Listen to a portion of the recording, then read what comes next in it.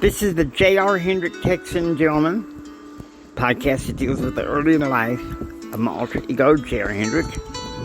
This episode is in a narrated format, commentary by myself and J.R. Relax and enjoy the adventure. Take care. God bless. Hello, everybody. Welcome to the podcast. I'm doing this early in the morning. Excuse me a minute. JR. Here you go, Jimmy. Here's some JR root beer. For this film, we're going to need it chilled and cold, JR, because, well, quite frankly,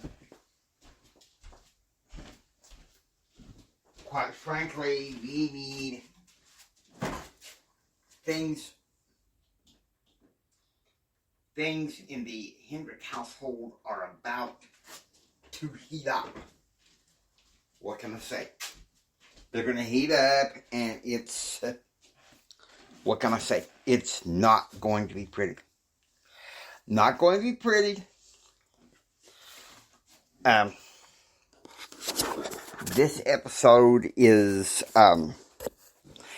called Full Circle, JR versus the Family.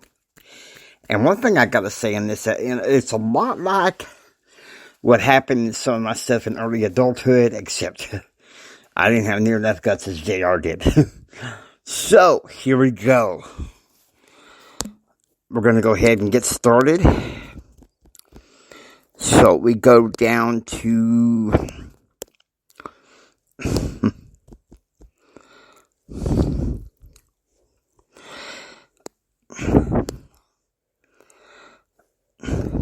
May 10th. Okay, it's 1 a.m.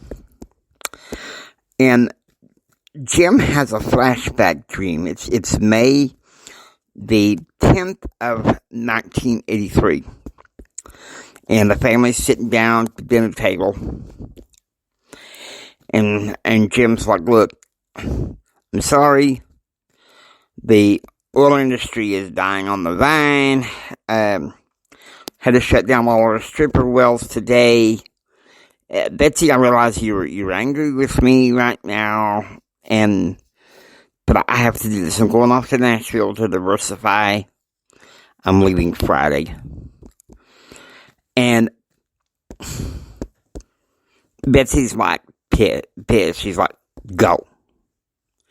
JR, why was she pissed? It was obvious to me.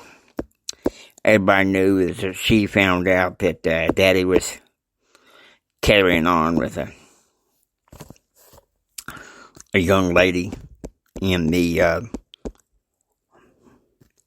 real estate business named Karen Coleman. And JR, he's high-pitched again, Mama. And Betsy says, Daddy will take up raising our son. And Jim's like, I'll come home as often as I can. And Grandma Elizabeth says, now you listen to me. You come home and you make sure that you take care of my girl and the kids. News is she's not going anywhere with you right now. And Granddad Swain stands up being the man, saying, let me tell you something, young man. I don't give a damn what it takes. But sooner or later, you are going to settle down.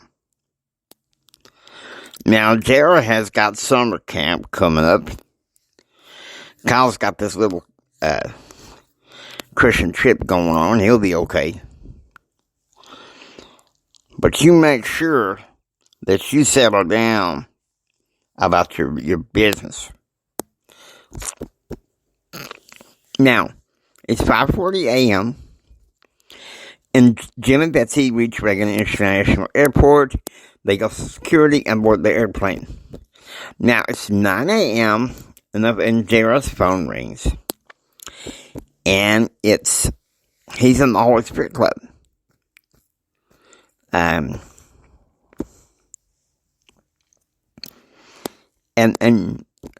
Betsy's in the car, and her voice is kind of loud. JR, it's me. It's Mama.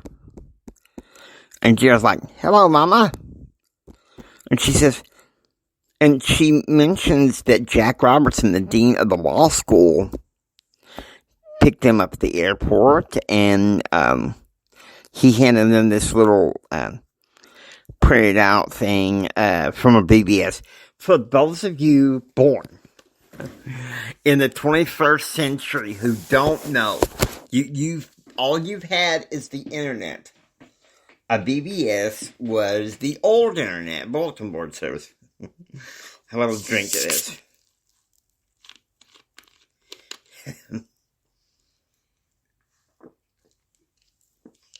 The bulletin board services and all its Generation Xers and older, I remember it. And she says, you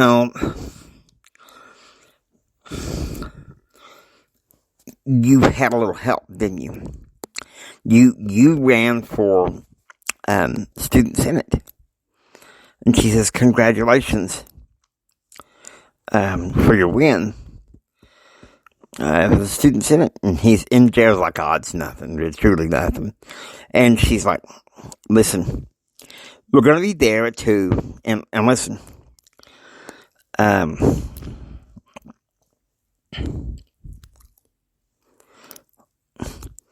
now, Carmen has packed her things, and Mike Field's got one of the ranch hands to pick up your big stuff in the truck. And I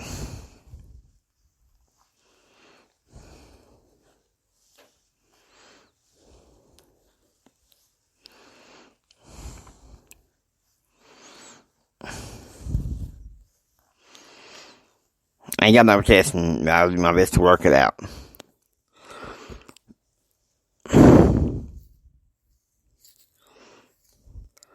Now, when Mama says that Jim, the daddy, means is testy, that means he's trouble. He's in trouble.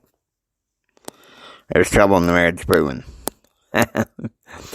There is. Now, 9:30 a.m. JR is at the house of Arthur and Mary Hawthorne. That's Karen's maternal grandparents. And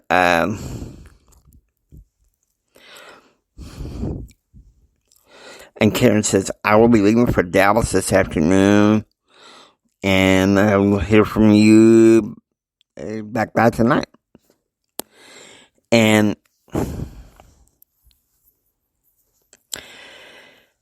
Gerald's like, definitely Dad's in a foul mood. I don't know how this is going to be tonight. And, Mary spoke up. She's like, look, congratulations on your win for Student Senate. I went to school with your mama at SMU Midland. How she put up with your daddy all these years is a mystery. It's a miracle. And she says, and Gerald's like, so you know my daddy. And the thing is, Mary Hawthorne says, I know of your father, because that's all Mindy complains about. The thing is, though, you gotta think about, back in the 1960s, Odessa was a smaller town. And background, this wasn't placed in any of the series. This is when JR met Karen. Karen gives, kind of the early life story about how Mindy went from marriage to marriage. Father was abusive. They lived in Lubbock. They lived in Dallas.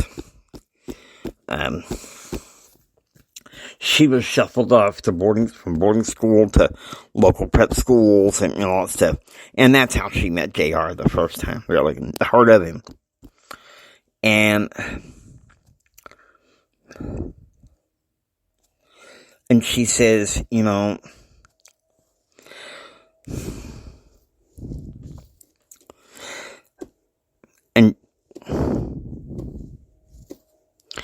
Jill's like, look,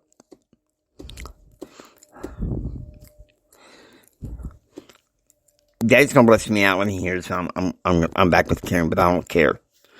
And Mary says, well, look, Arthur and I have twice the amount of money that your family has, and we will fight if you and Karen want to stick together. And Karen's kind of like taps Jared on the shoulder, and she's like, outside. So they walk outside the house. You imagine it's a nice 2-story house, and she faces him. And she says, don't expect my grandpa to fight for you, JR. Because you see, the thing is, he and my mother are Episcopalian and damn liberal pacifists. Now, let me give you a little thing here.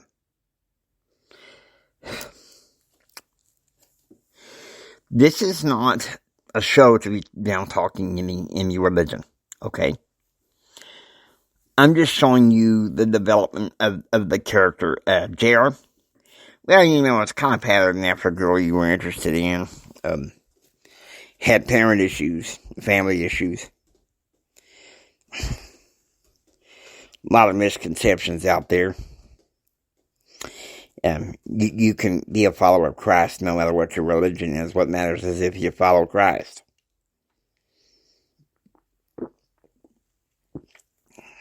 That's why Karen and I ultimately broke up.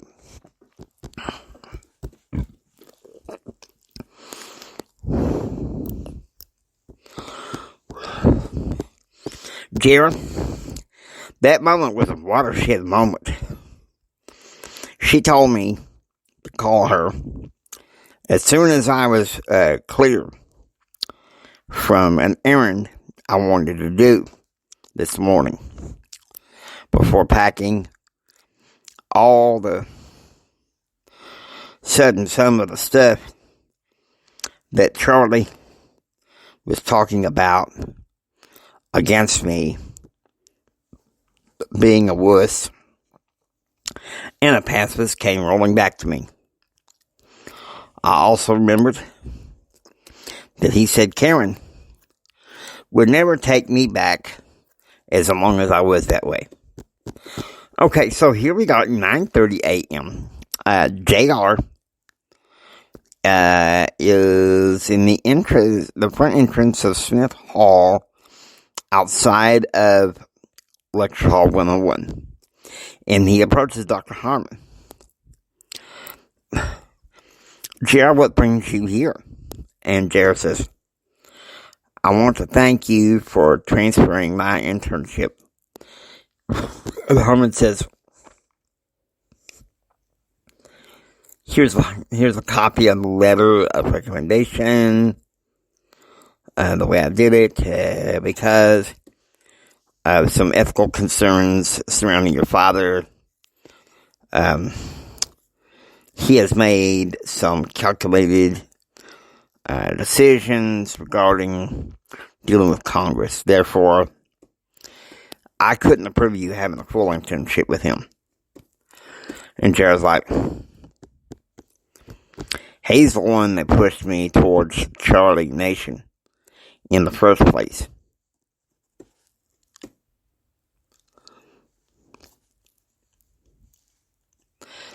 And I hear again that he's mad at me. Well, he's got nothing coming. And Dr. Harmon says, yes, he does. But you have to stand up to your father. And JR walks upstairs when a freshman photographer took his picture for the student senate.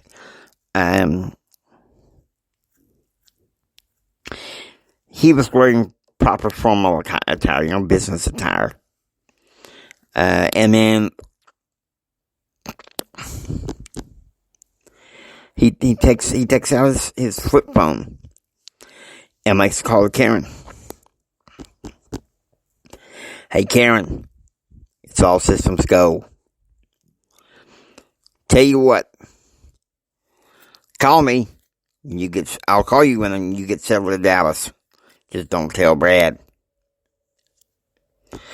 Okay, so it's 10 a.m. Central. And Allison goes down to the lecture hall where you normally find Dr. Kinghorn. And he says, and she says, your secretary says you're here, so I came over. And, Dr. Kinghorn's like, let me guess, it's about your letter of recommendation. Don't worry. I'm sending a copy to your dorm today by courier. Okay, and she says, you were right. I was involved with helping JR win his campaign for student senator. In fact, I was the campaign manager. I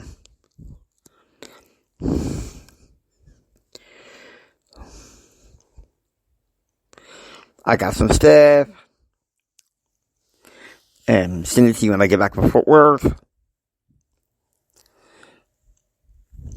I'll send you the fact sheet that deals with the contract. Do you still want him to run for Congress? And Kinghorn's like, oh yeah. He's doing an advocacy study paper on something that he's very interested in next spring. So it'll be my way to pushing forward to him running for Congress. Hendrick Oil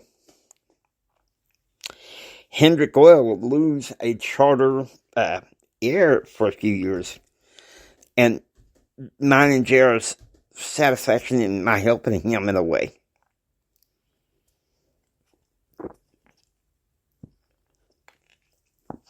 So we're going to drink to that. And a debate between Dr. Kinghorn and liberal Mindy Crider. 1 p.m. Jared packs up his blankets and folds up his chair bed. He's listening to heavy metal music. The kind of heavy metal music that he got from Charley Nation. Still bitter about the debate a couple of weeks ago. Heavy metal seemed to match JR's mood. But then the phone rings. It's Mike Fields. He said,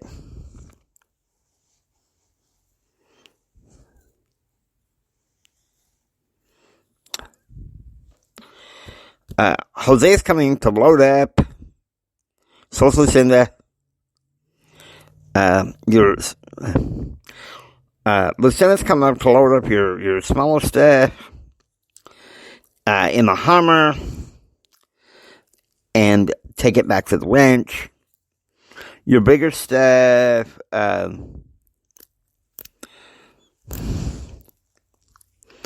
we'll have some trucks by the ranch hands. So get ready. Your daddy's coming. So, okay, it's 2 p.m. Jim and Betsy arrives with a team of guys. And Betsy, loading up JR's stuff. Okay. The luggage went with Mike Fields.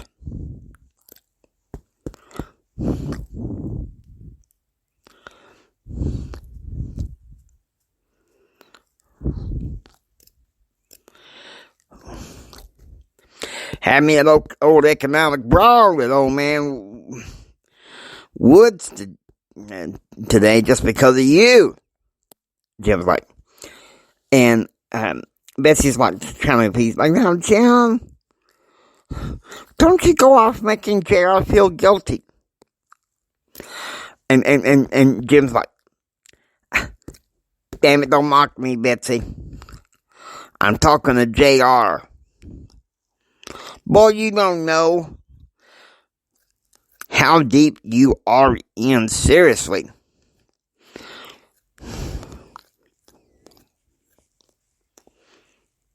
You almost died this semester. Just being a damn fool. And for what? Smoking weed with Charley Nation. He turns to a ranch hand. Just for that, his sentimental chair bed goes in the trash. Jared stood up. And he's like, Jared like this. Why do you have a problem with me? You pushed me in with Charley Nation.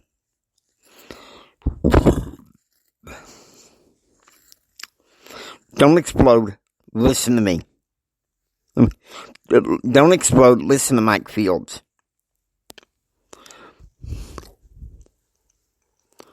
Let's walk out here like peaceful men. Okay, so it's 2:25. They get to the airport. Jim, Betsy, and JR board the private jet. They would take them from Lubbock Preston International Airport. It's to Dallas Love Field. Betsy had allowed Jim to drink a few beers once JR got on the plane, which he was allowed to board first. 2:55 p.m. Central. The plane departs from Lubbock bound for Dallas Love Field as JR and Betsy breathe a sigh of relief. Okay, so it's 5 p.m. The plane landed in Dallas, and JR, they're at the airport. He goes inside the escape lounge and picks up the phone and calls Jim Bob. He says, Jim Bob says, I'm flying to D.C. Friday, JR. Heritage says, I need to report for my internship on the 16th. Brad and Karen will be as well with Dr. Michelle. And Jared says, I'll be there tonight. Don't tell Brad that I called. In. I'm coming. Jared, well, that was a famous goodness mistake. That was a famous good mistake because I should have known that Jim Bob would tell Brad. And ultimately, Brad and I would have amends for at least a good 3 or so years. Maybe some off and on spats, you know. Can't help for every once in a while Gerald to be mad at Brad, huh? Ain't that the truth? 10 p.m. With a beer at his side, JR picks up the phone and calls Karen. He can't do that, Jim says. Jim, now don't, Mikefield says. And Betsy is glaring at Jim as well. Let's give Jim a couple of bells for being just a complete jerk. Ding, ding, ding, ding, ding, ding, ding, ding, ding, ding. And JR says, Karen, what are you doing? Going out to grab a bite. And JR's like, look, well, I'm real out of Lubbock. My guessing is you're settling in Dallas. And she says, yes. And I guess you're taking out a flight from Dallas the first thing in the morning. And she says, 7 o'clock. And JR says, call me when you get and settled. But whatever you do, just don't tell Brad. And Karen's like, listen to me, JR. You and Brad need to have some kind of peace. And JR says, all right. I can't wait to see you. Even if I guess probably need to make some peace with Brad. And she says, you don't know what all he has done for you.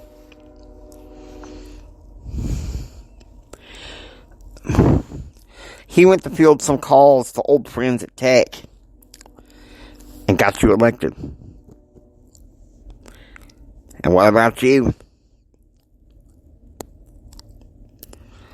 And she said, got some people. What? Some young guys, some people at church I knew and everything. Let's not forget, JR. We all should be good friends. JR, such is the price of us being together. And JR says,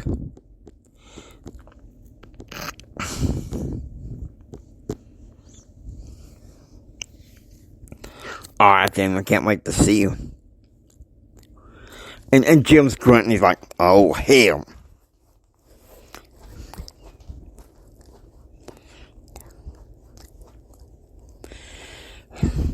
And Karen says, I'm at Kentucky Belle, JR, I gotta go. And JR says he hangs up. And his cell phone rings again. It's Amy Kathleen. Your family coming, JR. Do you have plans this weekend? I am, as far as I know, Amy. I'm sorry about you and Jennifer Bowers. And JR says, we're over, moving on to somebody else. And she guesses, let me guess. You found somebody else, someone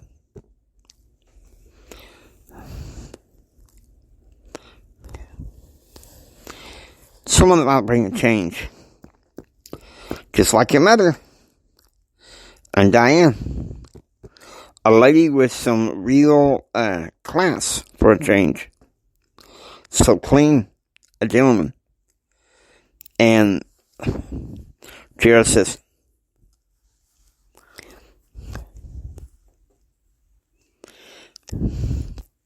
once this flight's over, I can't wait to see you, Amy.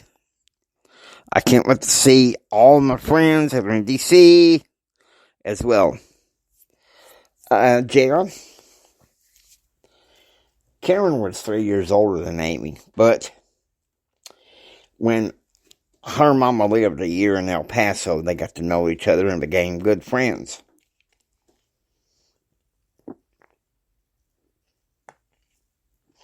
The connections. Okay, so 11 p.m. The plane lands in Washington, D.C. And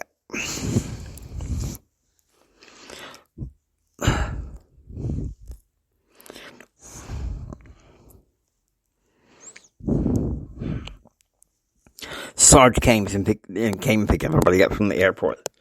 Now, we need to go to May the 11th. 1 a.m. Eastern. Up in his room, JR can't seem to sleep. A wink. Because for one thing, his mind's still racing from all that crap going on with his father, his sour attitude and everything. Now, 1:25 a.m. Mountain, Elizabeth wakes up with abdominal pain. And reaches for a tonic, goes downstairs to the living room, watches country music videos. Now, 3:45 a.m. Eastern.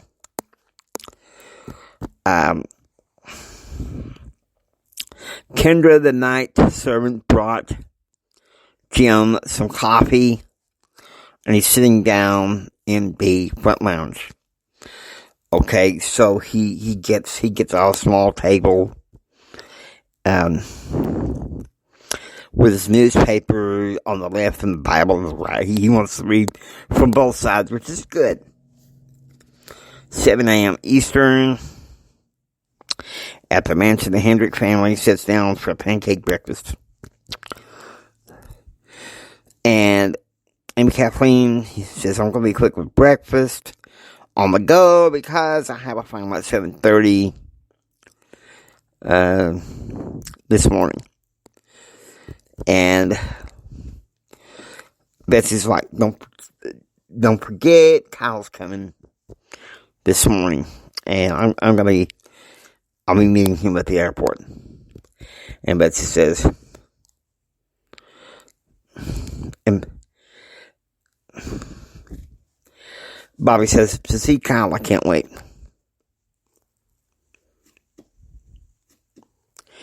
And Christine says, well, we didn't pick on you and you as a kid, Bobby. And Bobby and Elizabeth C. Marie says, wrong. We got picked on just as much as JR did. And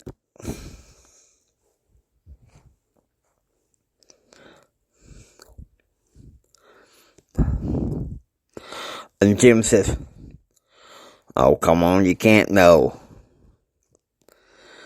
Of course, that's that one I won't forget. I'll be busy doing backgrounders until round 2. I got some calls to make.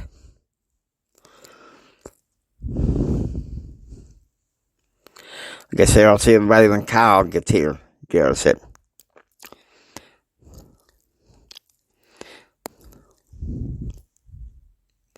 And little Thomas says, hold on, Junior, I want to find out how school went.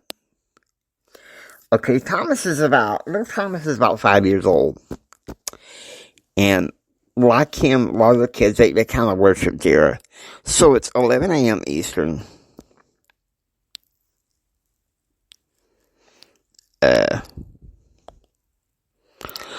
Ascension Christian College. Amy Kathleen is at the library, and it's easy, you know. Her friend Patty, who knew her from school in El Paso, sees her, can tell that she's overwhelmed and everything. And she says, why don't you just take the day off and you can pick up Christine from school? And Amy Kathleen says, no, because Uncle Jim is giving her a learner's deal.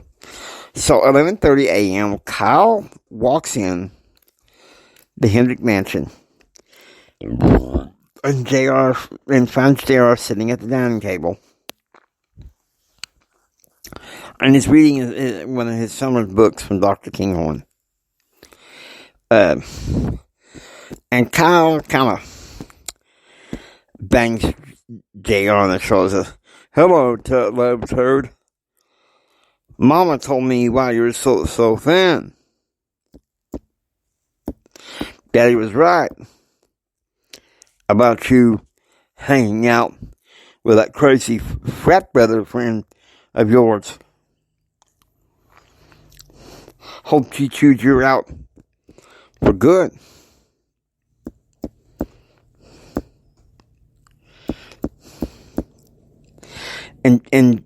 And Betsy says, your daddy's swimming. We'll have lunch here in a few minutes. You got a suite on the second floor for you, Madison, the kids. And Jared said, I always abhorred the way Mama hovered over Kyle. At times.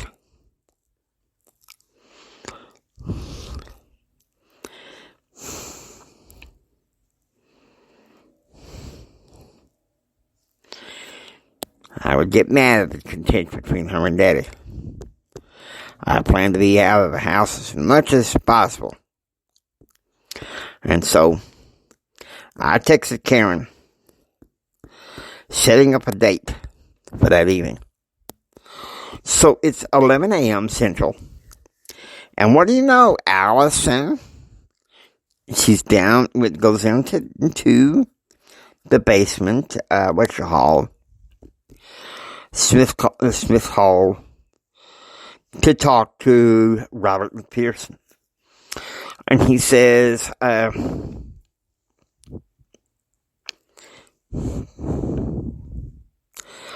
I told you on the phone, I don't know how much I can help you. Jared's a brilliant student, but unstable. Because of the presence of his father. I can't say I can recommend him for Congress. And Allison's, why not? And she's like, he's a brilliant researcher, Miss Hall. But like I said, very unstable. He didn't start the semester with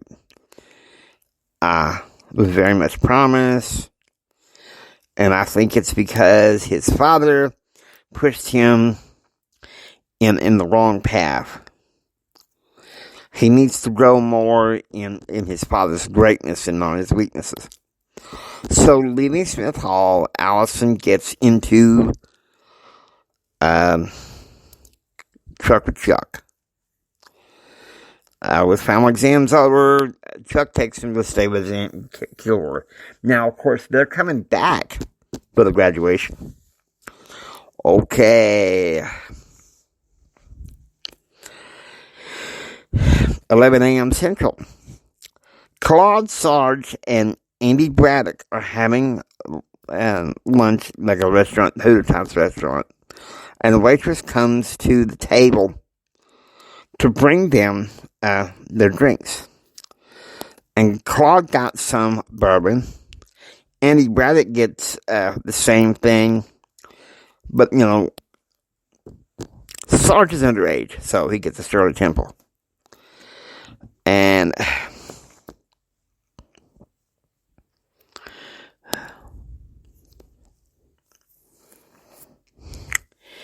now, Sarge have been talking to this man at Durant, we're going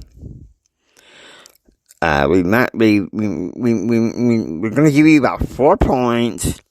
Yeah, that's $4 million a point. I'm assuming that you and Forever have $1 million. And so it says, sure, let me get Forever a call. She's getting through taking a field trip to Capitol Hill. Then we'll talk. And then I will call the bank and get the $1 million transferred to you.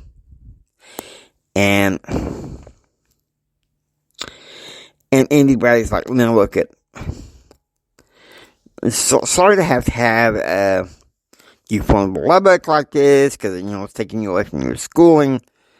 This is Claude's, right before graduation. This is Claude's impetuous idea, but he says, I have to cut you in on it. And Claude's like, he's like, Andy, Andy, you don't want you don't want the land? Just go home.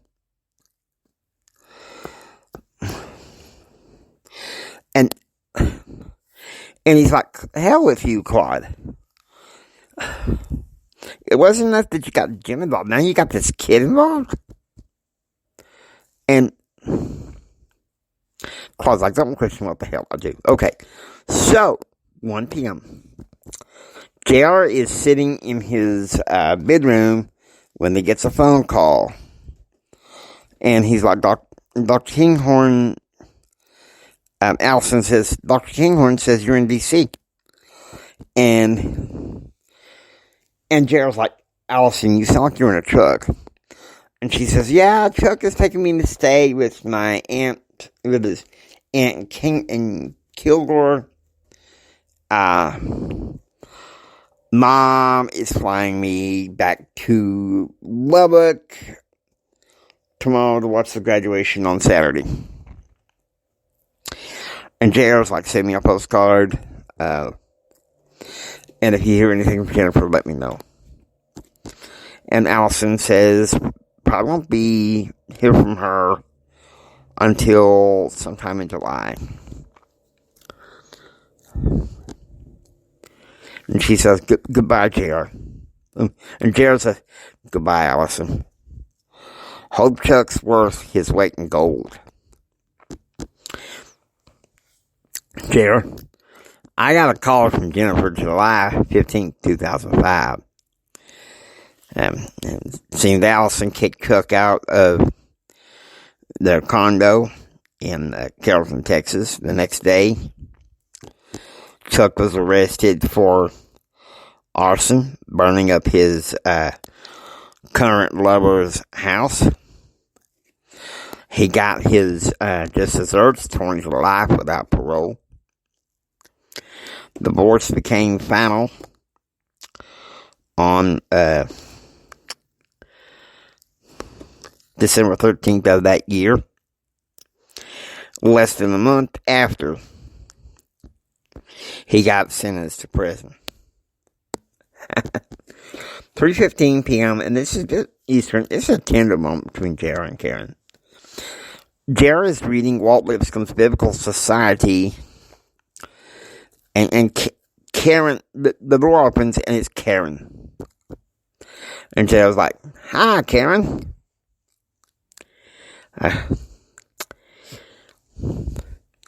It's good to see you here. And she says,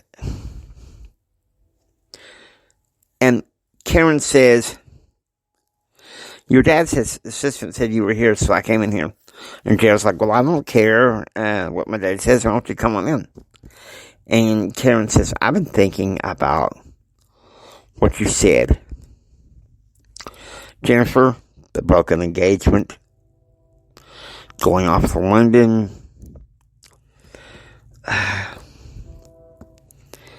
She's probably just got more expensive taste. You know, her mother's this crazy billionaire. And what's she doing? She's just sending her off to London to be brainwashed by some socialists.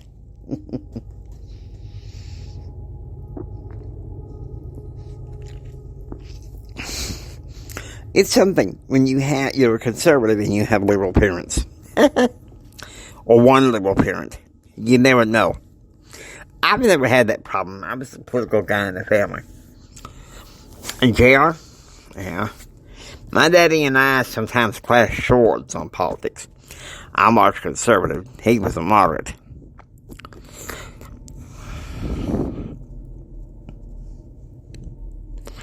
And JR was like, Jennifer and I are done.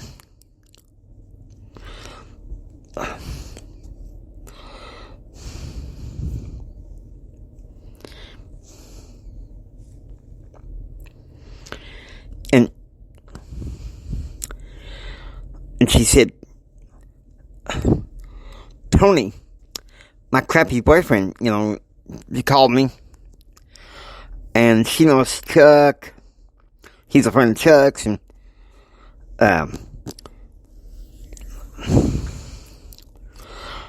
And Chuck overheard you and Allison talking about how you want to find out some information about Jennifer. All right, Karen?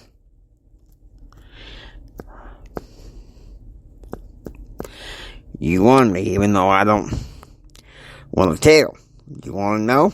I'll tell you. Charley Nations. He's graduating from college and a billionaire. I know.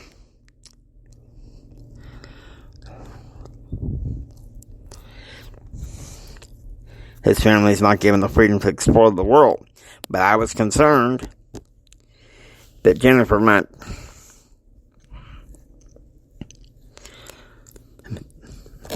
and Karen says, let me guess.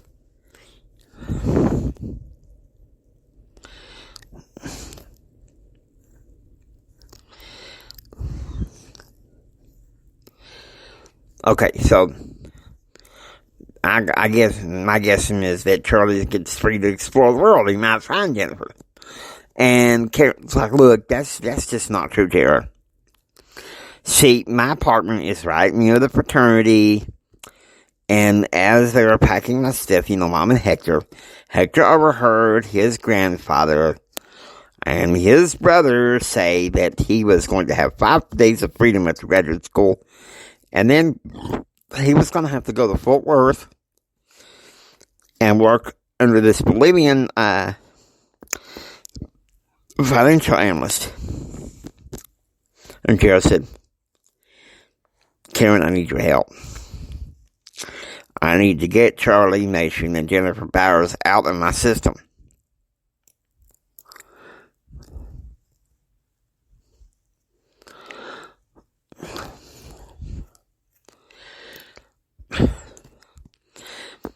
Make contact with heaven and pray, Gerald. Make peace with Brad. Hang around like old times. My daddy will kick my butt. But like I really care, Karen. Gerald, Karen said, hugging him. Horton has already called Brad. It's inevitable.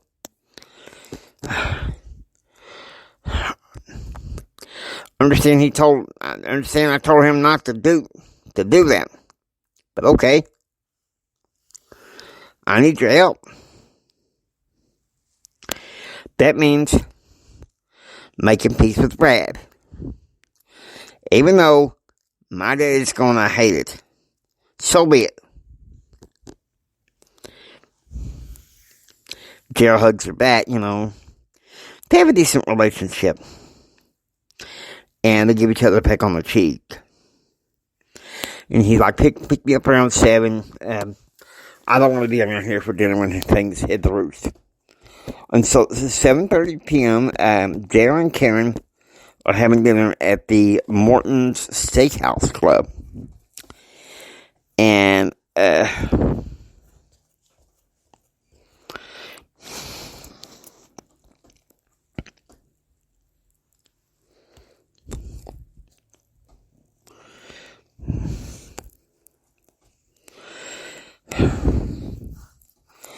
he's like, you're dealing with sorts to deal with your brother. You can't get these things to harm you, Jared. And Jared's like, all right. I would like to get on the secret if you promise. I'll give you a secret if you promise not to tell. And Karen's like, I'm not a sneak like Jim Bob Horton. Crap like that. I can't even stand. And Gerald gives a history, how his mother and daddy, had marriage problems on, and, when he was 3 years old, he left his father to go stay with Kyle. When he was 4 years old, she discovered she was pregnant with Kyle. And after a while, Kyle decided, John decided he wanted a baby, so they moved to the ranch. And so, the thing was, Daddy decided, because Kyle was part of the package deal, Daddy accepted that baby. And Karen's like, what's the problem?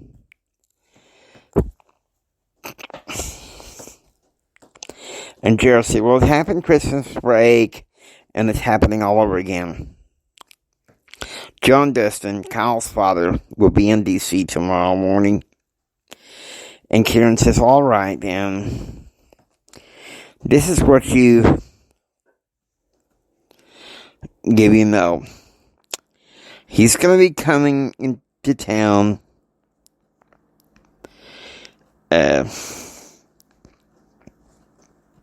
I'm going to see your mother. Yes. Get your father's assistant to drive you. You need to go see your internship manager. And Gerald said, yes, I do. Dr. Harmon and Dr. Kinghorn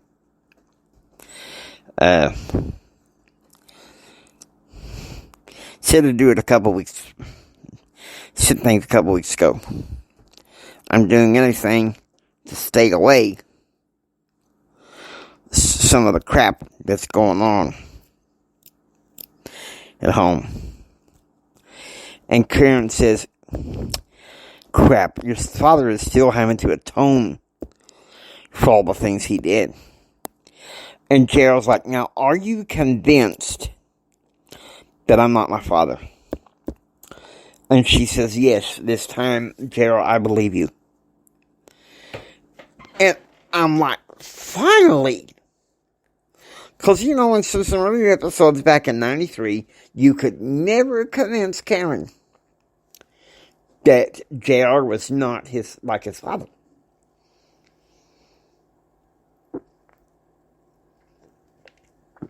I'm going to drink for that. 11:30 p.m. So JR arrives home after taking Karen on a good night on town. And Kyle stops him in the kitchen. Decided to duck dinner and stay out late, didn't you? Kyle said.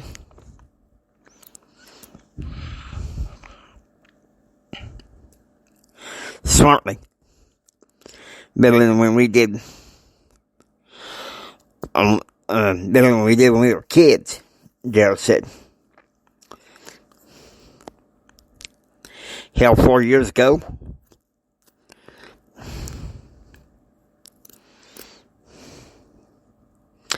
You went and broke into the house in Gainesville and stole one of the servants' trucks. Almost drove it to New Orleans. Hell of a joyride. I'm going to let that pass. But don't you ever try to blackmail me again, JR.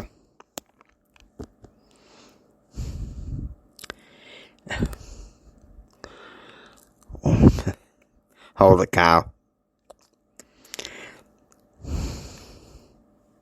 What made you give up cattle auctions and taking hogs around to fly a first class ticket to D.C., latch on to the house? Came here to see Mama. You idiot. And what about Daddy? Maybe you can't tell me. Why he's such in a cantankerous mood, huh? What is it the three of us always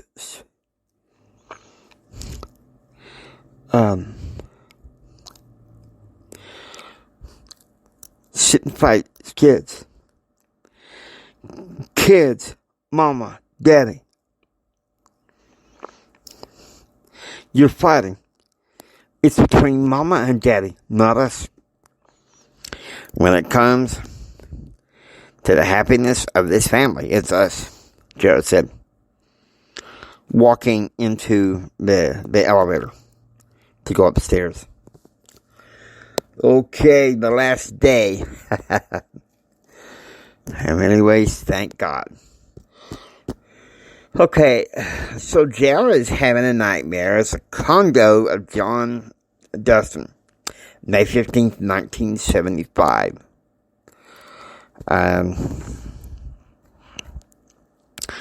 Betsy and Jim had a serious fight, and Elizabeth had told her not to come back to the ranch because her father was too drunk. So she goes back to an old haunts, the condo of John Dustin. Now, JR is sent to the corner almost immediately for something he didn't do. And John is sitting on the couch with a bottle of almost like a dark colored scotch. And he's on the phone yelling, gesticulating, and, just cursing, screaming. And Jared's like, "You're scared, Mommy!" And Betsy's like, "Honey, you just stay quiet and do what the nice man says." So JR wakes up. It's like, oh my gosh, he kicks back the covers, runs downstairs, and goes into goes to the elevator and goes to the main lounge. And Luis is the night servant. "Sir, are you okay? I want you to promise me."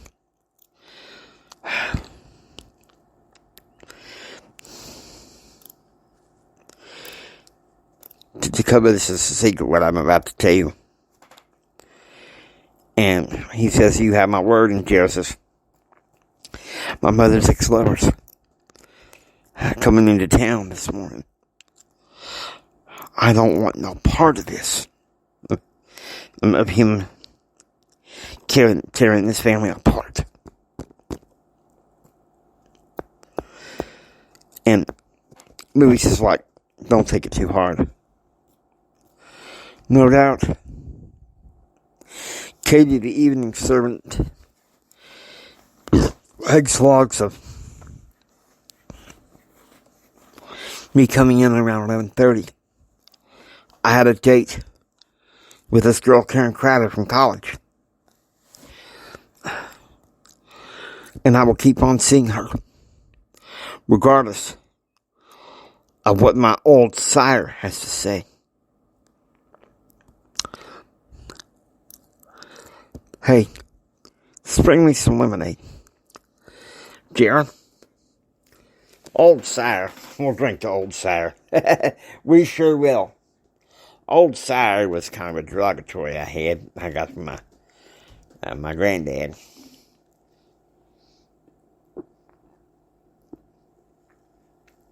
He and I were mad because Dad decided to go off to Nashville to make a fortune. And I use that term every time I was mad at him.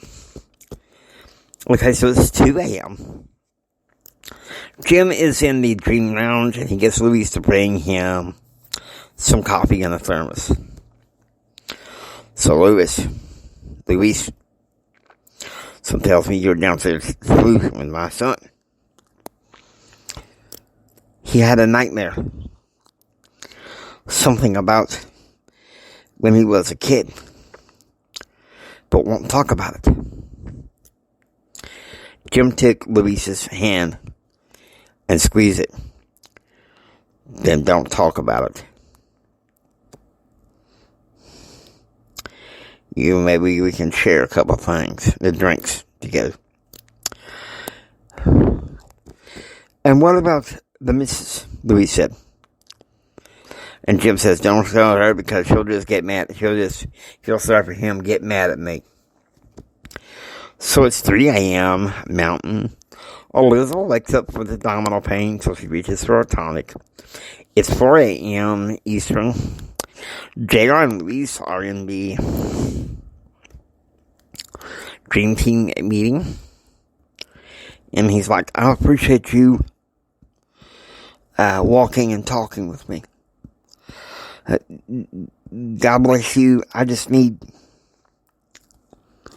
to do one more thing along with getting me another Dr. Pepper before you get off shift at 6.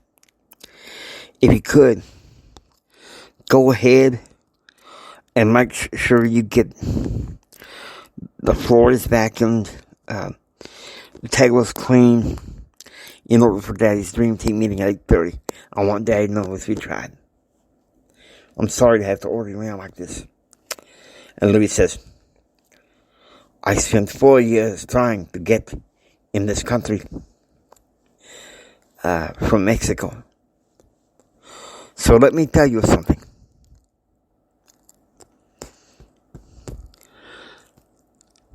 It is a pleasure working for you. I see this refrigerator your father Well, sometimes keep Dr. Peppers. Here you go, son. I would come to appreciate his service. At the times when the family was going crazy and he was on duty, I'd ask him to sneak me out of the house. 6:30 a.m. Breakfast this morning was to be the whole family is sitting down to a choice of French toast or bagels. And Luis is the morning cook. And the only ones missing is Jim and Christine. And Betsy's like, Jim, Christine. And Christine walks in, kind of half, oh, good morning. And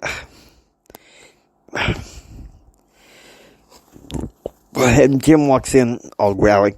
Jimmy, where the hell are my glasses? Damn it, woman. They're supposed to be on the nightstand. And she's like, Jim, you're wearing them. And Jim's like, oh, Lord. He's looking at the newspaper. I can't believe it. And Betsy's kind of like, what can't you believe, Jim? Arthur Lubin dies at 95. I remember that movie, Francis the Talking Mule. And Christine just pops him out. She's like, oh my God. Here we go again. Getting sick ready to hear this dorky's old story. He said it all the time. I was sad and mad because Dad had to work and late one night, so your grandma took me to watch Francis and the Old Talking Mule. What type of mule talks? Christine said. That's enough out of your mouth. Betsy says, that's enough out of your mouth, young lady. Okay, Christine,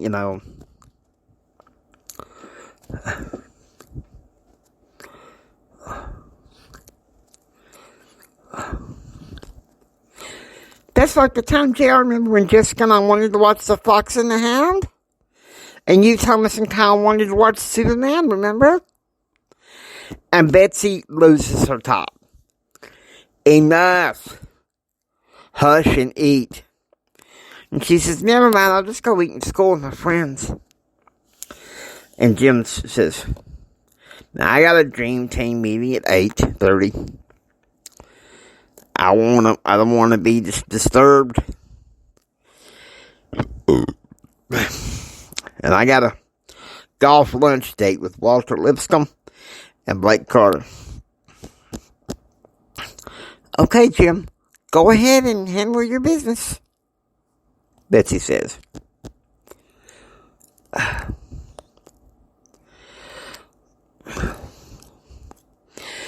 Getting French to the, he picks up and goes and gets his French toast taken to the office.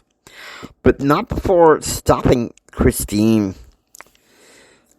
Jared, well, he's jumping all over her for talking out of school at breakfast.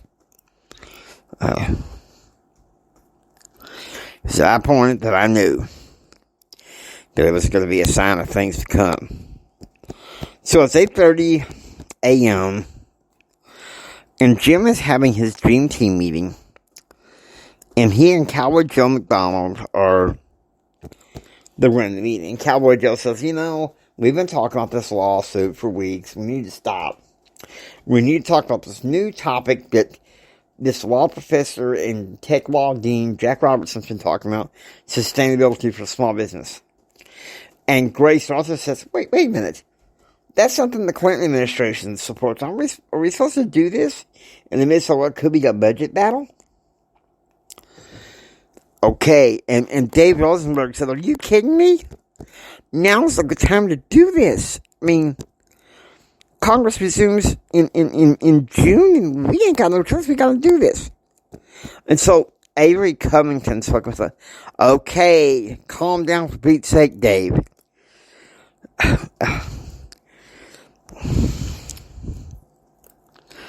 Folks, now's the time. We got to do this. We got no other option. We need to work on Congress, get passing this in the summer before the fall budget battle. And Jim's like, finally, I want y'all to form a SWOT analysis and get me your memos and stuff no later than close of business Friday. Okay, so it's 12 p.m. Eastern. And Betsy is sitting in the front lounge watching TV.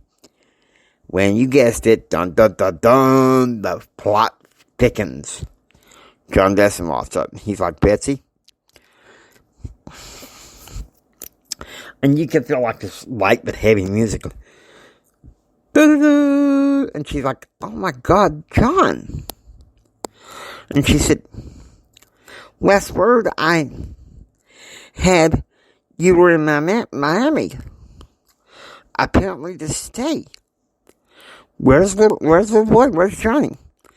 And John says, Johnny's grandfather, on his mother's side, is now in Miami, and he says he's going to take care of him until he can finish school.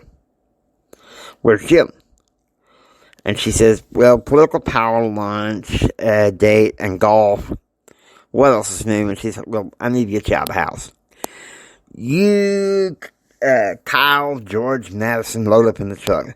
So they're loading up in the truck, and they're going to Norfolk, the old house that John and Betsy and Fern's ex-husband at the time. We might as well call him Tommy. And the kiddos. And Jared's like literally disgusted. He knows what's going on. So it's 1 p.m. Jared's sitting there. He's listening to heavy metal. He's like down. But then he decides, you know, hell with it. I'll just call Charley Nation. And Charlie's like, let me guess. Your mother went off with her lover, and your daddy's on some power trip. And Jared's like, Charley, what else is new? And Charley says, JR, I'm sorry for spiking your pipe. Look, it was a stupid thing. It was recommended to me by some frat brother. And now Grandpa and my brother, they want to help the university investigate the fraternity.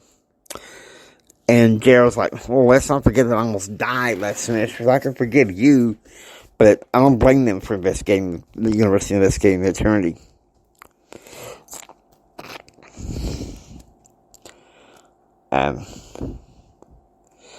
He says, listen.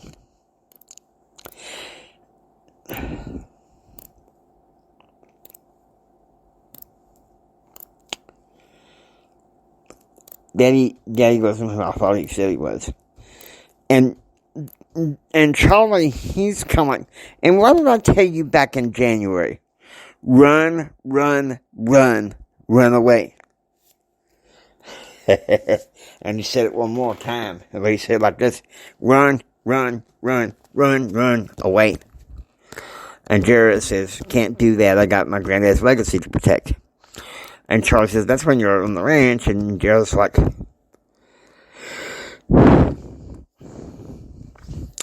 don't lecture me on what I should and shouldn't do. Okay, so it's 2 p.m. and JR is at the apartment that's attached to the mansion. And Cousin Thomas, JR had called once it loaded, and Thomas was back from working the Coast Guard shift. And he's like, look, I'm sorry we didn't tidy this up. This is your room.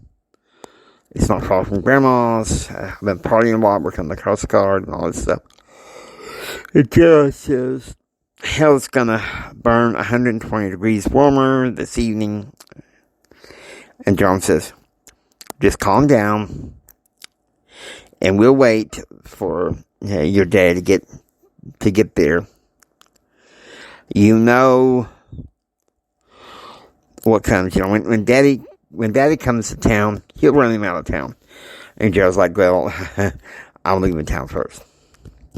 So 3 p.m., Jim's on the Blake Carter show, and he's talking to He's talking to Calvin Williams and Blake Carter. Their criticism of the Clinton administration. Now, 4 p.m., he walks into the front lounge. And, oh, holy crap, he is mad. No Betsy, no Kyle, no kids.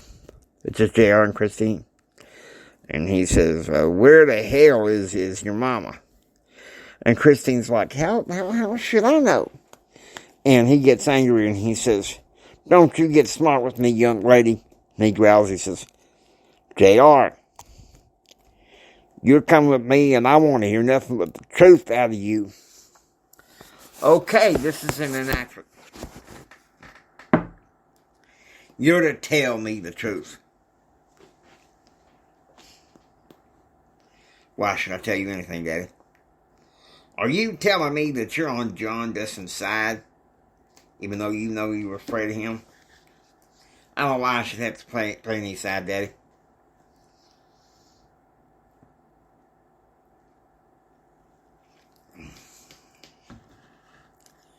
And you drinking ain't gonna help matters either. Let me tell you something, boy. I have the power in this here mansion. You will tell me the truth about your mama. She went to Norfolk with John Dustin. Oh my God. That means he'll probably stay and be back in time for dinner. Well, you just wait. I'll have a talking to your mama when she gets home. Let me tell you something, Daddy. You don't threaten me. You don't threaten me. You want to raise hell? You'll do it without me. But I'm out of here. I'm going to go stay in Grandma's apartment attached to the mansion.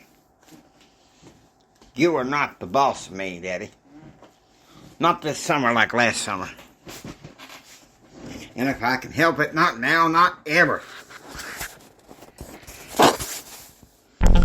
Hope you enjoy listening to the J.R. Hendrick Texan Gentleman. If you like what you hear, please subscribe and become a part of the adventure. This is the J.R. Hendrick.